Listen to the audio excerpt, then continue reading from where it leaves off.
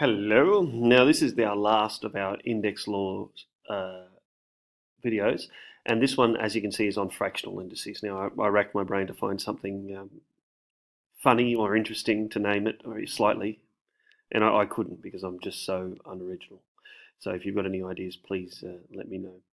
Now, the last rule that we're going to do, which is the same rule here, it's just a different expression of the same rule, is when we deal with powers that are fractions.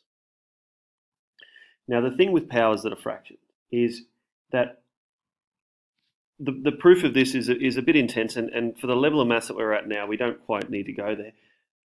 But anything that's a fraction, we can turn into a square root, or into, a root. In this case, the fractions to the half. And what we see is that, and it's missing here, a to the half is the same way as saying square root of a. And by that, that denominator, which is 2 here, becomes the root, the power of the root, if that's the right way of saying it. And the index, the 1 at the top, is the power that the base, that's being applied to the base. And so if we have a to the half, that's half becomes square root, and because that 1 goes to the a, but since we don't actually put either of those numbers in because it's not part of the convention, we leave them out, and so that's just the square root of a. But if we have a to the m over n, we see that the denominator becomes the root of the power, and the m becomes the power of the base that we see here. And so that's how it's kept.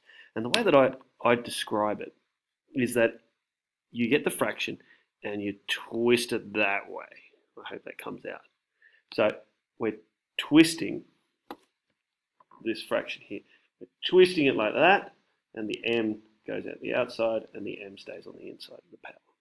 I know that's just a little helpful thing, maybe that might stick in your head. So let's go through some examples. Let's evaluate this. So if I've got 125 to the third, that's the same as saying, so I'm getting this, can't see it because of the, there we go, and I'm twisting it that way. And so that's just saying the cubed root of 125 to the power of 1, which is just 125. What's the cubed root of 125? That's a terrible example. It should be like that, much better. And so we know the cubed root of 125 is 5. Now, let's have a look at this one here. Now, we know this is straight up for this rule up here. We can't see it. There we go. B to the half. We know half is just another way of saying square root. So that's square root b times by the square root of b. So what's the square root of b times by the square root of b? That's the same as saying the square root of b squared, which is b. Easy. Square root of b multiplied by itself has to equal b, doesn't it? By definition. Let's have a look at this one here. Let's express this as a fractional index. So we're going backwards now. So that means if there's no number there and there's a root, that has to be a square root.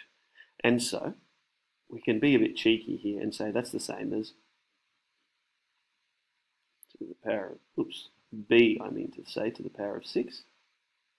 And now going the other way, we twist it this way, which equals b to the 6 on 2, which is another way of saying b to the 3 on 1, or b cubed. It makes sense, doesn't it? The square root of b to the power of 6 has to be b cubed. B cubed times by b cubed equals b to the power of 6. Now, last but not least, we have this one. And now this one looks a bit smelly, but when you actually work it out, it's not really that much harder because we know that that has to become the denominator of the fraction. We see it's a square root, and that's to a power as well. So that's just another way of writing 16r squared to the 3 on 4. And now we can use our power of a power rule. And so that's 16 to the 3 on 4. R to the 2 times 3 on 4. Now, 16 and 3 on 4, we can just evaluate that using a calculator.